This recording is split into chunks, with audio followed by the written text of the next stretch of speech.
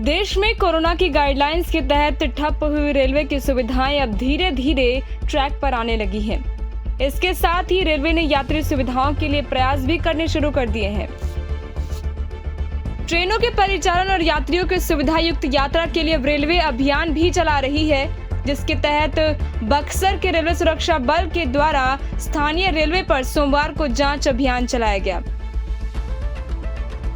Railway न्यायिक दंडाधिकारी सुश्री शैल के नेतृत्व में चलाए गए विशेष अभियान के तहत पुलिस ने एक दिन में कुल 33 मामले दर्ज करते हुए दर्जनों लोगों से हजारों रुपए वसूल लिए।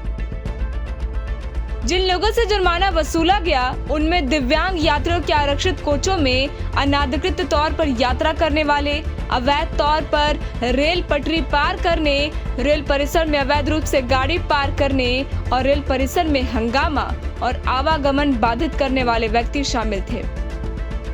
इन सभी के विरुद्ध रेलवे सुरक्षा बल के द्वारा चलाए गए अभियान के तहत उन्हें पकड़ा गया और इनसे रेलवे एक्ट की विभिन्न धाराओं के अंतर्गत जुर्माना वसूला गया। ये सभी जानकारी पोस्ट प्रभारी दीपक कुमार ने दी है।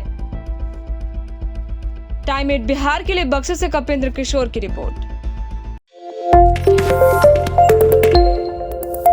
देश में कोरोना की गाइडलाइंस के तहत ठप हुई रेलवे की सुविधाएं अब धीरे धीरे ट्रैक पर आने लगी हैं। इसके साथ ही रेलवे ने यात्री सुविधाओं के लिए प्रयास भी करने शुरू कर दिए हैं।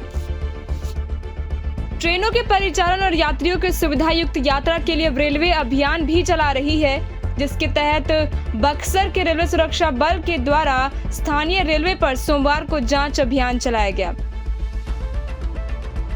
रेलवे न्यायिक दंडाधिकारी सुश्री शैल के नेतृत्व में चलाए गए विशेष अभियान के तहत पुलिस ने एक दिन में कुल 33 मामले दर्ज करते हुए दर्जनों लोगों से हजारों रुपए वसूल लिए। जिन लोगों से जुर्माना वसूला गया उनमें दिव्यांग यात्रियों के आरक्षित कोचों में अनाधिकृत तौर पर यात्रा करने वाले, अवैध तौर पर रेल पटरी पार करने, रेल परिसर में अवैध रूप से गाड़ी पार करने और रेल परिसर में हंगामा और आवागमन बाधित करने वाले व्यक्ति शामिल थे। इन सभी के विरुद्ध रेलवे सुरक्षा बल के द्वारा चलाए गए अभियान के तहत उन्हें पकड़ा गया और इनसे रेलवे एक्ट की विभिन्न धाराओं के अंतर्गत जुर्माना वसूला गया। ये सभी जानकारी पोस्ट प्रभारी दीपक कुमार ने दी है।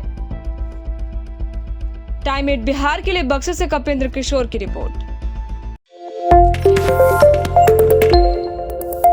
देश में कोरोना की गाइडलाइंस के तहत ठप हुई रेलवे की सुविधाएं अब धीरे धीरे ट्रैक पर आने लगी हैं।